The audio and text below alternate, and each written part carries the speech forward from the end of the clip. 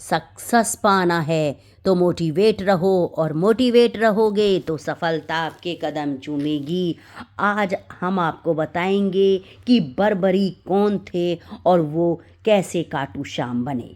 बर्बरीक की दुनिया का सर्वश्रेष्ठ धनुर्धर थे। बर्बरीक के लिए 3 बाण ही काफ़ी थे, जिसके बल पर वे कौरवों और पांडवों की पूरी सेना को समाप्त कर सकते थे। बर्बरीक भीम के पुत्र घटोत्कच के पुत्र थे। बर्बरीक को आरंभ से ही धनुर्विद्या में रुचि थी। बर्बरीक को भगवान शिव ने वरदान दिया था कि वे अपने 3 बाणों से तीनों लोगों को जीत सकते हैं। भगवान शिव ने उन्हें वरदान के साथ 3 अमोघ बाण भी दिए थे। जब महाभारत का युद्ध आरंभ हुआ तो भगवान श्री कृष्ण इस बात को जानते थे। महाभारत के युद्ध को लेकर भगवान श्री कृष्ण को यह भय सताने लगा कि अगर बर्बरीक युद्ध में शामिल हुआ और कौरवों की तरफ से यदि युद्ध किया तो पांडवों की हार सुनिश्चित है। बर्बरीक को हारे का सहारा कहा जाता है।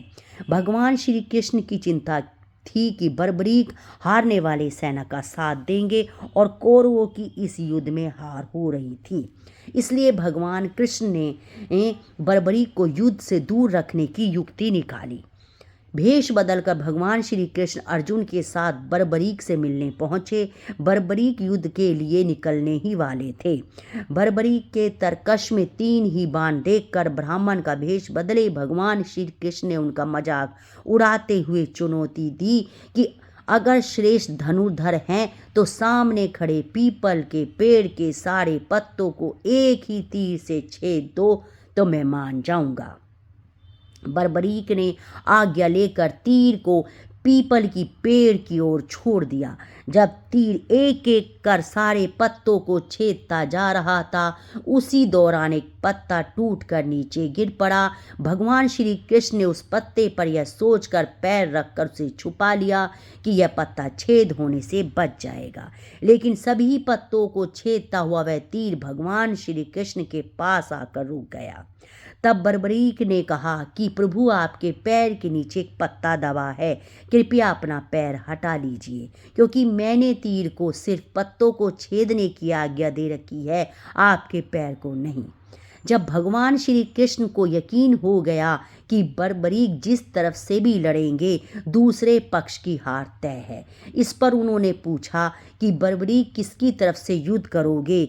तो बर्बरीक ने उत्तर दिया कि अपनी माँ को वचन दे चुके हैं कि जो पक्ष हारेगा उसी की तरफ से युद्ध लड़ेंगे।